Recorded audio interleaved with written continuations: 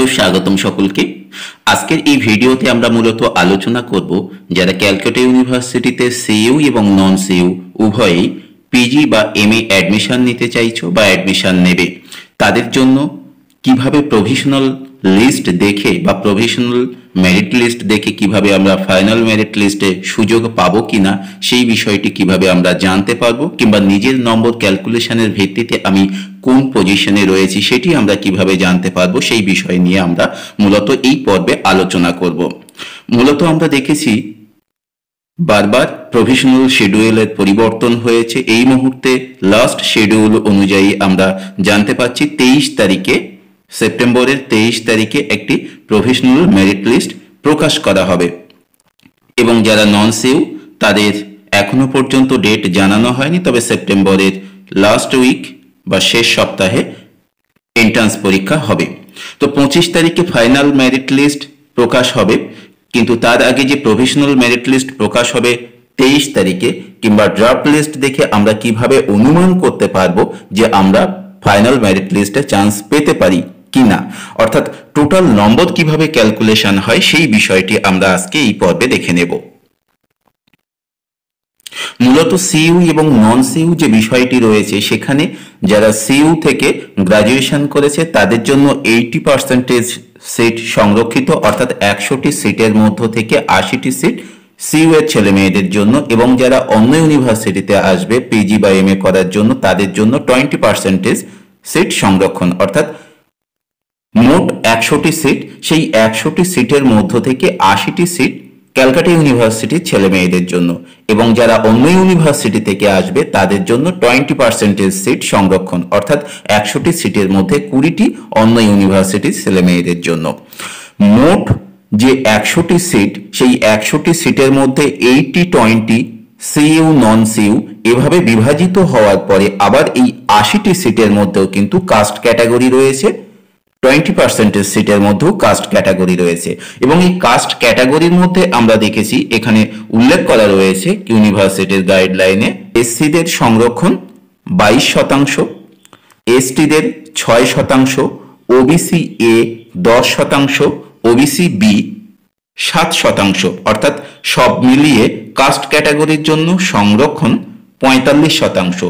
বাকি থাকে যে 55%, সেই 55% জেনারেল ক্যাটাগরির ছেলে মেয়েদের জন্য। আরো দুটি সংরক্ষণ পার্সেন্টেজ অবশ্যই এখানে রয়েছে। একটি হলো পিডব্লিউডি, যাদের জন্য 5% সংরক্ষণ সিট, এবং ইডব্লিউএস তাদের জন্য 11% সিট অ্যালটমেন্ট।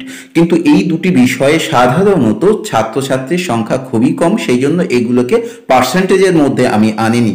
সাধারণত একটি ডিপার্টমেন্টে 2-4 জন কি সর্বাধিক হলে 5 থেকে 10 জনের বেশি হয় না, সেই জন্য তাদেরকে ক্যালকুলেশনের মধ্যে না রেখে আমি মূলত 45 এবং 55 হিসাবে ক্যালকুলেশনটা করলাম। এবারে এই বিষয়টিকে আমরা একটি বিষয়ে ভিত্তিক যদি দেখি, একটি সাবজেক্ট ভিত্তিক যদি দেখি যে সেই বিষয়ে কিভাবে সিট অ্যালটমেন্ট হবে, কোন বিষয়ের জন্য কতগুলো সিট রয়েছে সেটিও কিন্তু প্রকাশ করা রয়েছে। এখানে যদি আমরা দেখি, এই পিডিএফটি অবশ্য আমি পূর্বে দিয়েছিলাম, এই পিডিএফটি তোমরা ডাউনলোড করে নিয়েও দেখতে পাবে কোন সাবজেক্টের জন্য কতগুলো সিট রয়েছে সেই বিষয়টি এখানে রয়েছে। আমরা আলাদা আলাদা করে প্রত্যেকটি সাবজেক্টের কিন্তু সিট এখান থেকে জানতে পারবো। আমি একটি বিষয় নিয়ে এই বিষয়টিকে বোঝাচ্ছি কিভাবে সিট অ্যালটমেন্ট হয়, কিংবা কিভাবে আমরা বুঝবো যে প্রভিশনাল লিস্ট থেকে ফাইনাল মেরিট লিস্টে আমাদের নামটি থাকবে কি থাকবে না। আমি একটি বিষয় নিয়ে বোঝাই এখানে। বাংলা, এই বেঙ্গলি বিষয়টিতে মোট ইউনিভার্সিটিতে সিট রয়েছে 385টি। এই 385টি সিটের মধ্য থেকে সিইউদের জন্য, অর্থাৎ ক্যালকাটা ইউনিভার্সিটির ছেলে মেয়েদের জন্য 80% সংরক্ষিত এবং 20% সংরক্ষিত যারা অন্য ইউনিভার্সিটি থেকে আসবে নন সিইউদের জন্য। অর্থাৎ যদি এই 385টি সিটের মধ্যে 80% করি, তাহলে সেই 80%-এর মধ্য থেকে আমরা দেখব 308টি সিট তাহলে সিইউএস ছেলে মেয়েদের জন্য, এবং 20% অর্থাৎ 77টি সিট নন সিইউদের জন্য। এই 308টি সিইউদের জন্য হলেও এর মধ্যেও আবার কিন্তু ক্যাটাগরি অনুযায়ী সাজানো রয়েছে। 55% জেনারেল ক্যাটাগরি, অর্থাৎ 8টি সিটের যদি 55% করি তাহলে হয় 169টি। যদি এসসিদের জন্য 22% হয় তাহলে 68টি সিট। এসটিদের জন্য সংরক্ষণ 6% অর্থাৎ 18টি সিট। ওবিসি এ 10% সংরক্ষণ অর্থাৎ 308টি সিটের মধ্যে তাদের জন্য 31টি বরাদ্দ। ওবিসি বি অর্থাৎ 308টি সিটের মধ্যে তাদের সংরক্ষণ যেহেতু 7%, তাই তাদের জন্য সংরক্ষিত আসন হলো 22টি। এই নিয়ে মোট 308টি সিট এভাবে সিইউ এর ছাত্রছাত্রীদের জন্য বরাদ্দ। নন সিইউদের ক্ষেত্রে কিন্তু এই ক্যালকুলেশনটা একই থাকবে।